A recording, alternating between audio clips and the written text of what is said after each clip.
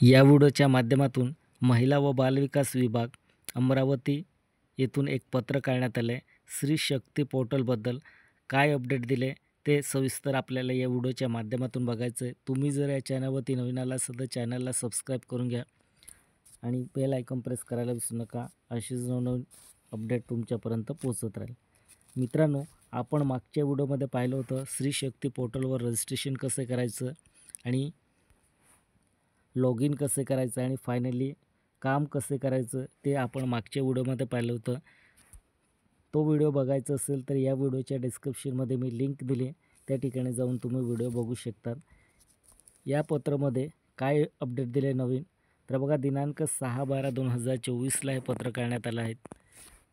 प्रति जिल्हा महिला व बालविकास अधिकारी. विषय काय दिले बघा, महिलांचे स्त्री शक्ती पोर्टलवर रजिस्ट्रेशन करण्याबाबत पत्र आहेत. आता नवीन अपडेट काय आहे या पत्रामध्ये ते आपल्याला पुढे समजेल. व्हिडिओला स्किप करू नका, व्हिडिओ A to Z बघा, तेव्हाच तुम्हाला समजेल काय दिले याच्यात. हे पत्र नवीन आलं आहे 6/12/2024. संदर्भ बघा, माननीय आयुक्त महिला व बालविकास विभाग महाराष्ट्र राज्य पुणे यांच्या बैठकीतील दिलेल्या निर्देश दिनांक 5/12/2024 नुसार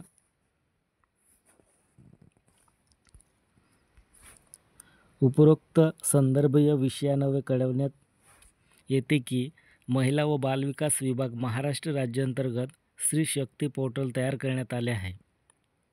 त्या अनुषंगाने माननीय आयुक्त महिला व बालविकास विभाग यांनी जास्तीत जास्त महिलांचे स्त्री शक्ती पोर्टलवर रजिस्ट्रेशन करण्याचे निर्देश देण्यात आले आहे.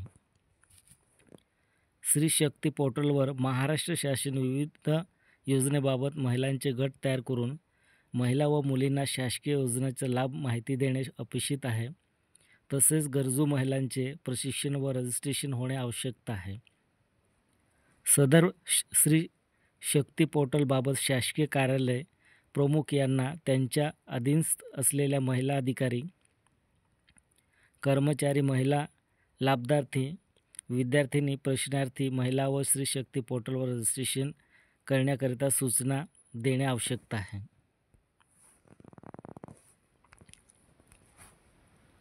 जेणेकरून जास्तीत जास्त महिलांचे रजिस्ट्रेशन होईल, त्यांच्यापर्यंत शासकीय योजनेचा लाभ, माहिती आणि प्रशिक्षण पोहोचेल. स्त्री शक्ती पोर्टल या विषयावर ऑनलाईन मेळावे घेण्यात यावे.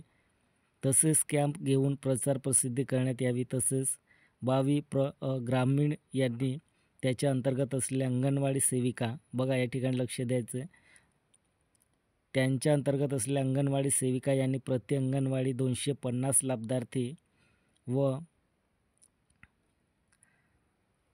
यांनी त्यांच्या अंतर्गत असलेल्या अंगणवाडी सेविका यांनी प्रति अंगणवाडी 300 लाभार्थी यांना स्त्री शक्ती पोर्टलवर रजिस्ट्रेशन करून डिव्हिजनल कमिशनर ऑफिस अमरावती या अकाउंटवर फ्रेंड रिक्वेस्ट पाठवण्यात यावी. तसेच सर्व जिल्हा महिला व बालविकास विभाग अधिकारी यांनी त्याच्या अंतर्गत असलेले वन स्टाम्प सेंटर यांनी डिव्हिजनल कमिशनर ऑफिस अमरावती या अकाउंटवर फ्रेंड रिक्वेस्ट पाठवण्यात यावी असं म्हटलं आहे. तर बघा, तुम्ही 250 लाभार्थी अंगणवाडी सेविका यांनी काय करायचं, 250 लाभार्थ्यांची नोंद यांना त्यांच्या अंतर्गत असलेल्या अंगणवाडी सेविकांची यांनी प्रति अंगणवाडी 300 लाभार्थ्यांची स्त्री शक्ती पोर्टलवर रजिस्ट्रेशन करून डिव्हिजनल कमिशनर ऑफिस अमरावती या अकाउंटवर फ्रेंड रिक्वेस्ट पाठवायचे. पुढे बघा काय दिले, तसेच सर्व जिल्ह्यातील कार्यालय प्रमुख यांनी त्याच्या अधीनस्थ असलेल्या कार्यरत महिला अधिकारी, कर्मचारी, महिला लाभार्थी, विद्यार्थिनी, प्रशिक्षणार्थी महिला यांचे स्त्री शक्ती पोर्टलवर रजिस्ट्रेशन करून डिव्हिजनल कमिशनर ऑफिस अमरावती या अकाउंटवर फ्रेंड रिक्वेस्ट पाठवण्यात यावी. तर या ठिकाणी लक्ष द्यायचं, जास्तीत जास्त महिलांच्या लाभार्थ्यांचं तुम्हाला त्या ठिकाणी नोंदणी करायचं आणि तुम्हाला कोणत्या ऑफिसला रिक्वेस्ट पाठवायचे तर डिव्हिजनल कमिशनर ऑफिस अमरावती या अकाउंटवरती तुम्हाला फ्रेंड रिक्वेस्ट पाठवायचे. तसेच कर्मचारी आणि महिला लाभार्थी, विद्यार्थ्यांनी, प्रशिक्षणार्थी महिला यांचे स्त्री शक्ती पोर्टलवर रजिस्ट्रेशन करून डिव्हिजनल कमिशनर ऑफिस अमरावती या अकाउंटवरती रिक्वेस्ट पाठवायचे.